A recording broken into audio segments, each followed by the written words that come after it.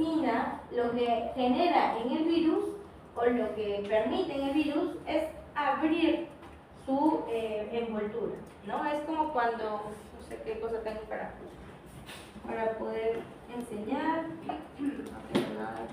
¿Han visto las pokebolas? ¿Alguna vez?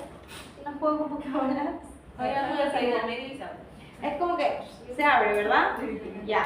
Imaginémonos que una pokebola sea un virus, ¿no? Entonces, lo que pasa cuando se llega a generar la unión con la catepsina es que la envoltura se abre como si fuera una pokebola, ¿no? Entonces, se abre y la membrana que es lipídica, recuerden, esta envoltura del virus que es lipídica, se fusiona con el endosoma, ¿no? Y genera la liberación directa de su material genético en el citosol. ¿Esta parte se entiende? ¿Sí? Entonces, ¿qué es lo que requerías para una entrada endosomal? Primero, ECA2 más la proteína S, ¿verdad? Pero además también requerías, ya en el endosoma, la catepsina S, ¿no? Eso es súper importante para que se llegue a dar un ingreso endosomal completo. Ahora, en el caso del ingreso directo, miren lo que va a pasar. El virus se va a anclar de nuevo con su proteína S y con el ECA2. Pero aquí la célula tiene otra cosa más, que es la serin-proteasa que mencioné ayer, que se llama TMPRSS2. Esa es la serin-proteasa cuya función va a ser muy parecida a esta catepsina L. ¿Qué cosa va a hacer esta serin-proteasa? Va a cortar a la proteína S, ¿ok? La va a cortar y va a permitir el fusionamiento de su membrana con la membrana del hueso. Miren, así, ¿ok? Por lo tanto, el material genético es lo único que ingresa aquí. ¿Se entiende? ¿Sí?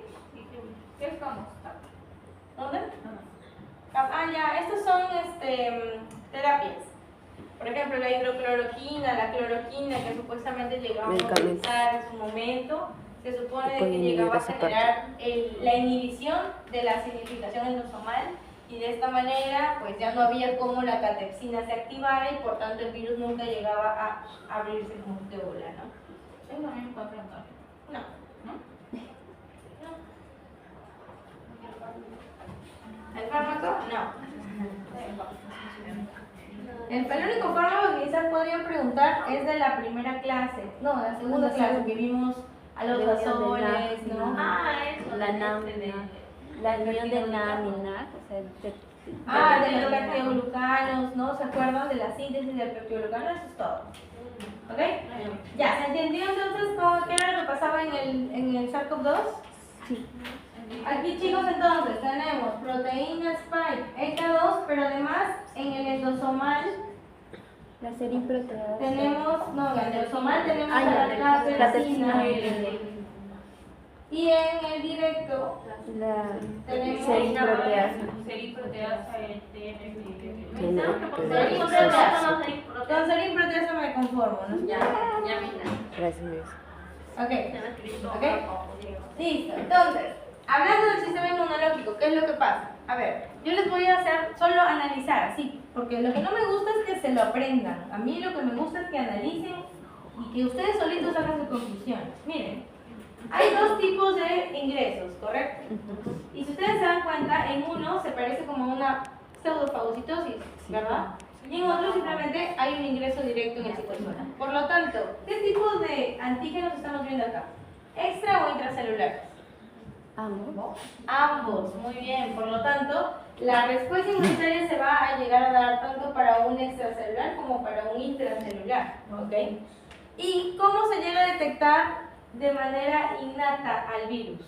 Si es extracelular, entonces en la parte externa de la célula va a haber PRRs, ¿verdad? Timbotol, por ejemplo, en la parte membrana, que pueden llegar a detectar el virus, ¿correcto? Y obviamente generar citocinas.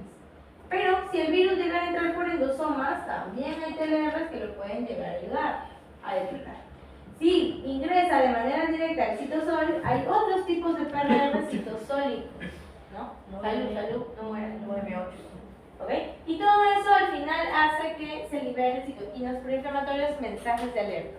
¿Ya? ¿Tenemos que aprender cuáles son esos PRR en específico? No. ¿Acá lo dice? No. Tampoco. Lo único que quiero que se aprendan es qué es lo que pasa después en la inmunidad innata. ¿Qué puede pasar en una inmunidad innata en SARS-CoV-2? Y ustedes ya pasaron inmuno y justo ese tema. Natural. En inmunidad innata, ¿qué se llega a generar? Tras la liberación de estas citoquinas proinflamatorias, estos mensajes de alerta, las células que están alrededor tuyo, imagínate que tú seas una célula infectada. Ya, yo libero citoquinas. Interferones. ¿Ok? Y las células alrededor, ¿se van a ir? ¿Se van a correr? No, No. van a liberar. No. ¿Van a liberar citocinas? Igual que soy interferones para avisar como que a las demás células. Ya, yo como célula infectada voy a liberar esos mensajes alrededor. A ustedes, imagínense que son mis células aledañas, ¿no? ¿Y qué van a hacer ustedes? ¿Se van a También hacer? liberar interferones. ¿También liberar? ¿Cómo se le llama eso? Estado antiviral. ¿Ok? ¿Qué va a pasar aquí, chicos? Que yo ya estoy infectada y ustedes probablemente van a estar infectadas en algún momento. Entonces, ¿yo qué voy a hacer? Les voy a avisar que pronto van a morir. ¿Ya? ¿Y ustedes qué van a hacer? Bueno, moriré, pero moriré dignamente. Voy a ir y voy a ralentizar la replicación viral. ¿Cómo? Pues preparando, generando un estado antiviral en donde se empiezan a inhibir o a permitir la inhibición de proteínas del virus, se empieza a degradar o a permitir la degradación de ARN que llegase a entrar, o también la inhibición de la expresión genética viral. La prepara otra célula para que ya no le afecte como. Ya no le afecte tanto, No, exacto. no le afecte como a nosotros. Sí, Entonces sí. pueden poner. O sea, si yo fui la infectada y a mí sí me afectó un montón, ¿no? Entonces, a las demás que ya se están preparando, ellas van a tener un poquito más de resistencia, ¿no? ¿Ok? Ahora, si es que, por ejemplo, no se llegara a generar esto, las células que están aledañas nunca se enterarían de que van a ser infectadas en algún momento y por lo tanto no se preparan y la infección puede ser incluso mucho más grave, ¿verdad? Entonces, ¿qué nos da este estado antiviral? Tiempo. ¿Y por qué nos da tiempo y por qué es súper importante tener tiempo aquí? Para la respuesta inmune. Muy bien, para la respuesta inmune adaptativa, porque tu respuesta adaptativa requiere de tiempo, no es tan rápida, ¿verdad? ¿Y cuál sería ese mensaje de alerta? A ver, ¿quién me dice? ¿Cuál es el principal mensaje de alerta aquí? Interferón de tipo 1, ¿verdad? Y adivinen qué hace el virus. Bloquea la síntesis de esos Sí, interferones. el virus es más inteligente que nosotros.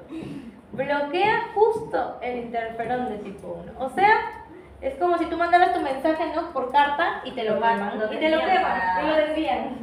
¿No? Sí, como de que tú lo mandas por paloma y a la paloma se la bajan, ¿no? Igualito. No llega. No llega el mensaje a las células Por eso aledañas. sí. Y por eso es que en algunos casos la situación infecciosa es mucho más grave. ¿Ok? Entonces, ahora vamos a ver toda esta maraña de cosas, ¿ya?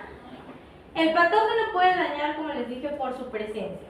Obviamente porque es un virus que genera ingreso a la célula, ¿no? Secuestro de la célula, utilización de toda su maquinaria para crear más de ellos, pero una vez que ya creó todos ellos, ¿qué hace la célula? Se lisa, porque es un ciclo lítico, ¿ok? Se lisa por el mismo virus. ¿Y esta lisis qué hace? Obviamente dejar sitios vacíos, ¿verdad? Sitios dañados. Toda esa lisis, obviamente también son considerados DAMPs, por si acaso, DAMPs, ¿ok? Entonces vamos a ver de que al tener una lisis en un epitelio es mucho más fácil de que ese epitelio pueda ser invadido por otras cosas. Por ejemplo, por tu propia microbiota, la que se va a aprovechar en situaciones como estas, ¿no? ¿Ok? Y te puede generar infecciones bacterianas posteriores. Pero también se ha visto de que el virus, como les dije, llega a exacerbar muchísimo el sistema inmunológico, porque como que los confunde y los hace sobreexpresarse. Entonces, ¿qué es lo que vamos a tener aquí? Algo llamado tormenta de citoquinas. Miren, ahí está, ¿no? Este es un ejemplo en el alveolo pulmonar. Miren, el virus llega al alveolo pulmonar y todo esto está recubierto de tejido, ¿verdad? ¿Sí? Todo el alveolito. Pero alrededor del alveolo, ¿qué más hay? Vasos capilares, ¿verdad? ¿Y por qué abren vasos por aquí? ¿Cuál es la función del alveolo? Intercambio gaseoso, o sea, ingresa oxígeno, el oxígeno va por acá con los eritrocitos para liberación a otros lugares, ¿verdad? Y intercambian con CO2, ¿correcto?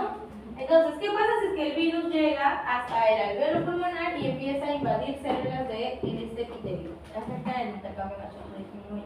Ya, pero ¿qué es lo que observamos primero? Miren, Migración. tenemos aquí una célula, la va a infectar, puede bloquear el interferón, por lo tanto no hay estado antiviral, ¿no? Y puede empezar a generarse el reclutamiento de células inmunitarias en exceso justamente por la tormenta de citoquinas que genera, ¿no? Entonces aquí es como que va a entrar en crisis tu sistema inmunológico y va a empezar a llamar a todas las que pueda en la zona, cuando ni siquiera sabe que el llamado de células inmunitarias a la zona puede ser peor todavía. ¿Por qué?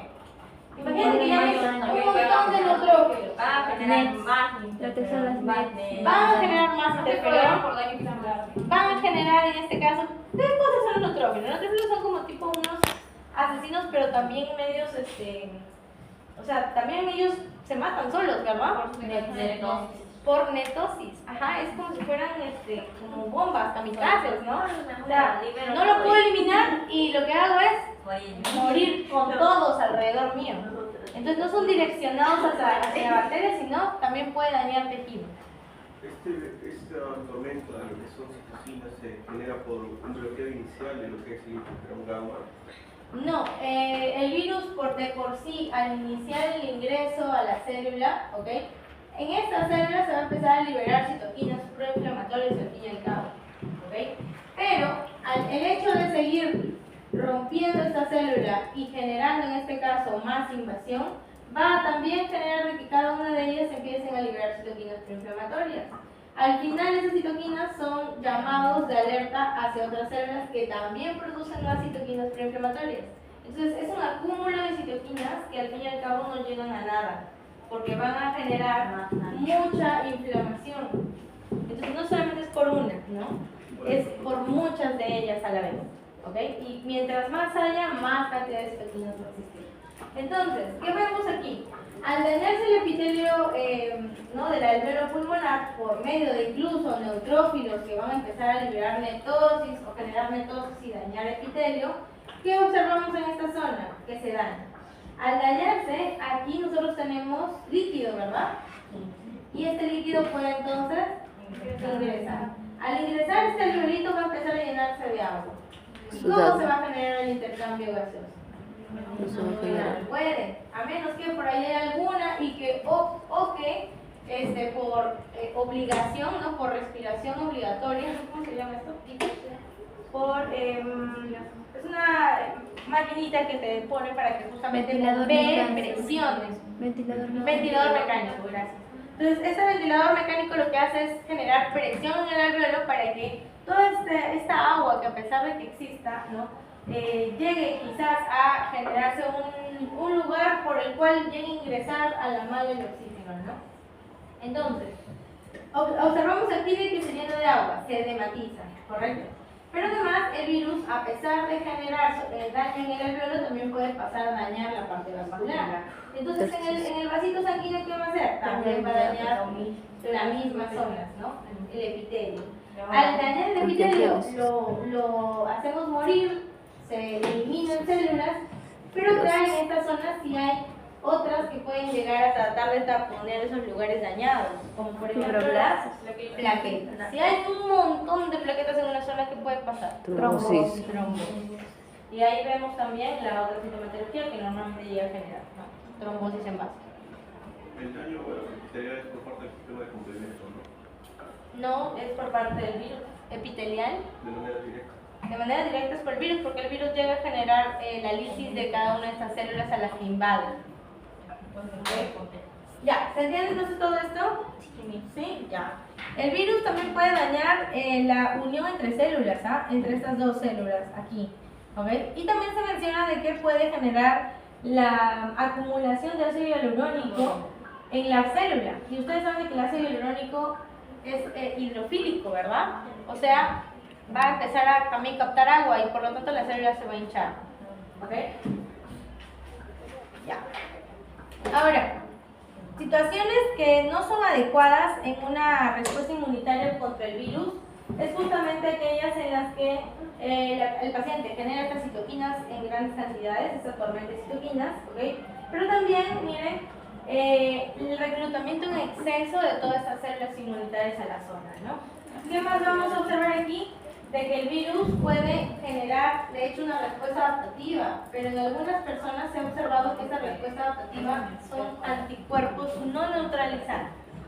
¿Alguien sabe qué significa esto? Anticuerpos no neutralizantes. Sí, no neutralizantes. ¿Se acuerdan que el virus, imagínense, es así, ¿no? Todas sus proteínas. Para que no se llegue a anclar con su célula huésped, lo que vamos a utilizar es un anticuerpo que lo puede bloquear, ¿correcto? A esto se le conoce como neutralizar. Sí. ¿Ok? Entonces, estos anticuerpos se supone de que nos podrían apoyar de esa manera, pero pasa que los anticuerpos que se generan contra el virus no los llegan a neutralizar. O sea, al final se producen anticuerpos por las vacunas. ¿Ok?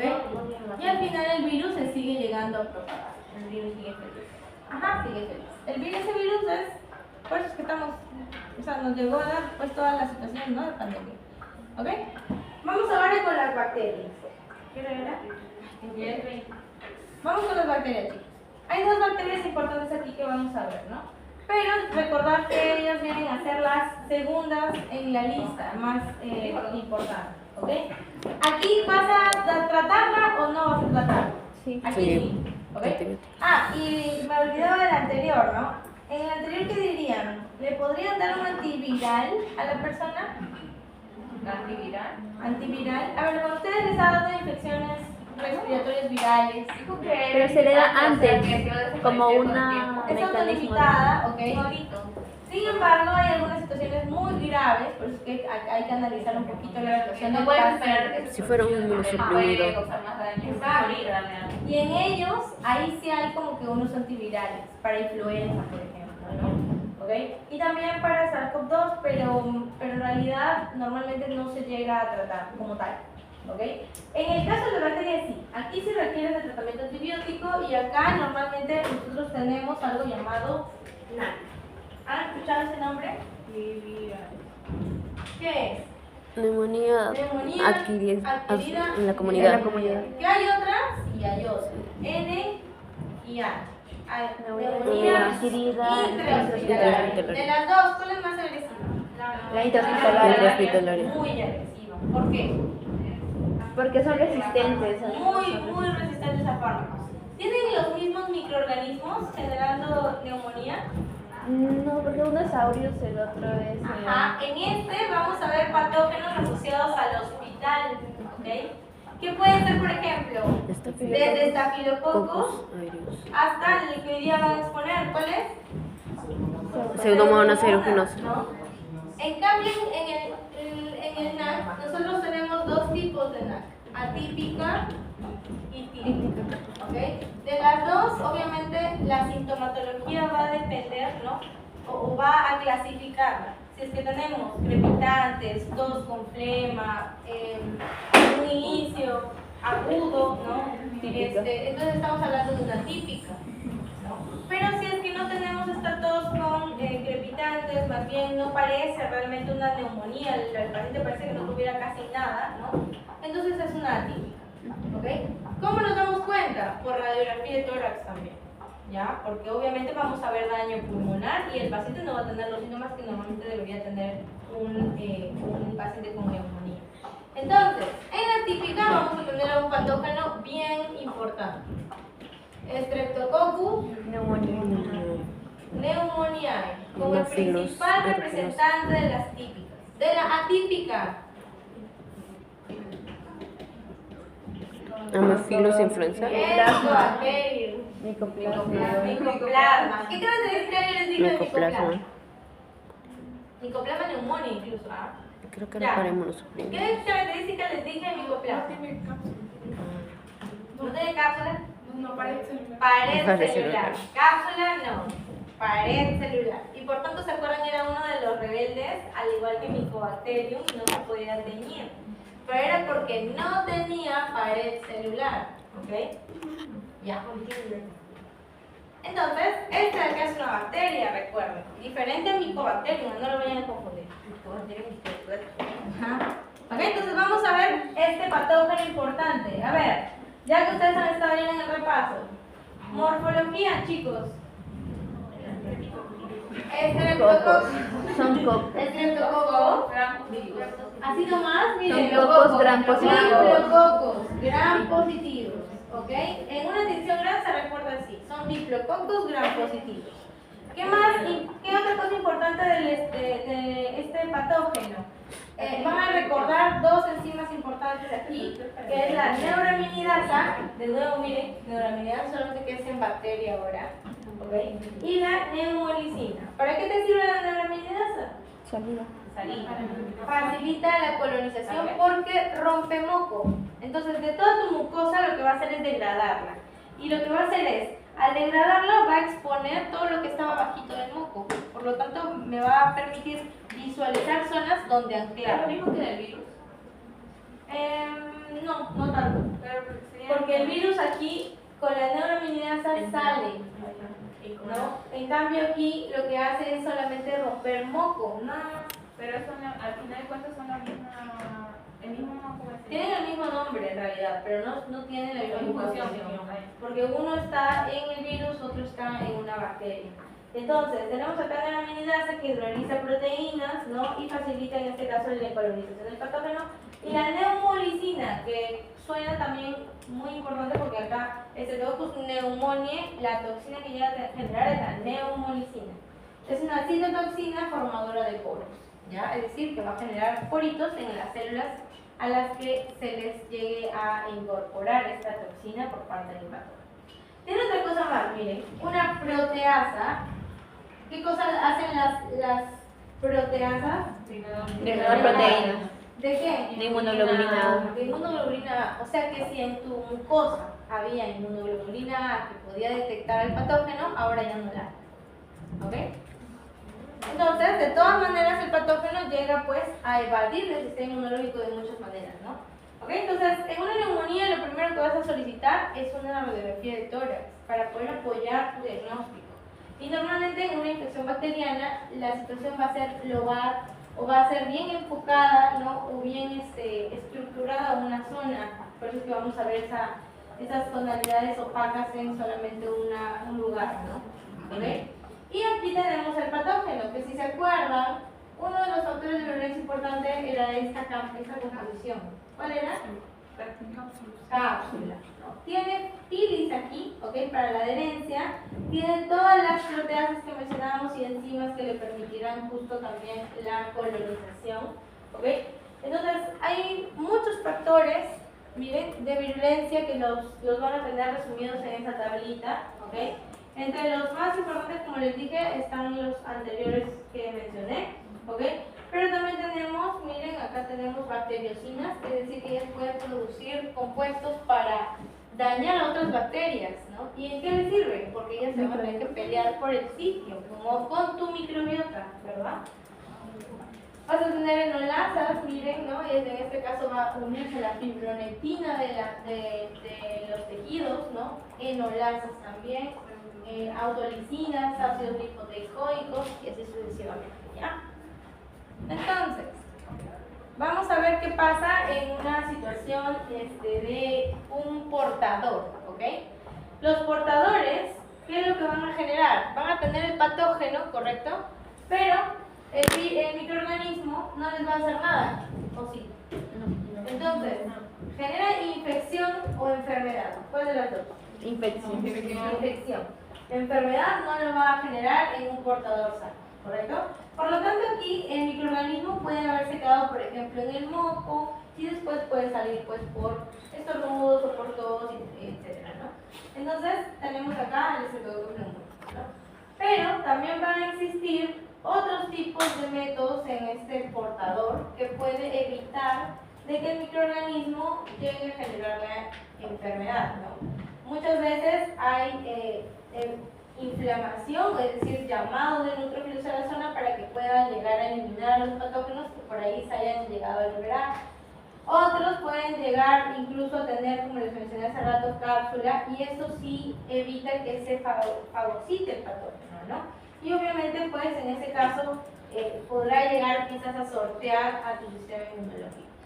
También hay, digamos acá, las enzimas que permiten el corte de estas inmunoglobulinas en el moco, que suelen ser las A, ¿no? Por parte del patógeno. Y también hay otra situación, en donde Normalmente el microorganismo bacteriano se aprovecha de una infección previa. Entonces, tú pudiste haber tenido, por ejemplo, SARS-CoV-2, ¿no? Y ser portador de Streptococcus. Y tras la infección de SARS-CoV-2, todo tu epitelio quedó pues completamente dañado, ¿no? Como si fuera un campo de batalla destruido, ¿no? Entonces, ese campo va a ser mucho más fácil de invadir por una bacteria de esa zona. Y normalmente suelen ser estas oportunistas.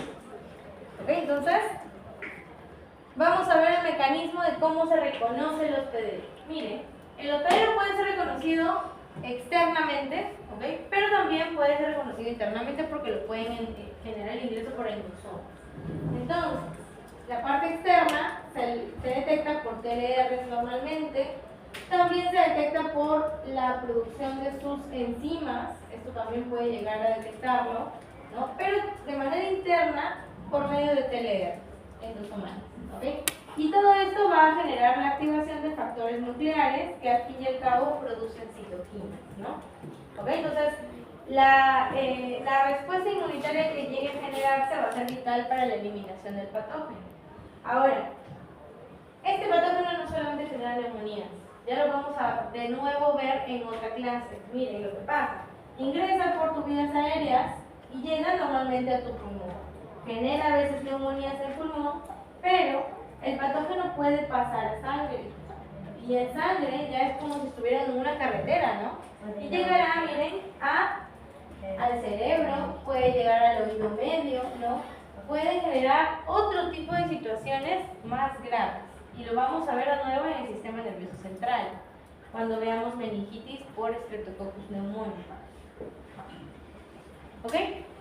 Entonces, ya tenemos Streptococcus pneumoniae. Vamos ahora con T. ¿Hasta aquí? ¿Alguna pregunta más? Vamos ahora con tuberculosis. Yo creo que aquí ya tenemos la info completa porque le hemos estado hable y hable por todas las semanas anteriores. Entonces, este micobacterio, ¿cómo es? A ver, descríbanlo. Vacío. ¿Gran positivo o gran negativo? No se puede clasificar. No se puede clasificar. Entonces, no se podrá clasificar por gran positivo o gran negativo, pero sí Por CIENI. por el CNIC. Entonces ellos son Hacia el corazón. bacilos hacia el alcohol resistente. Ahí está. De esta imagen, entonces, los bacilos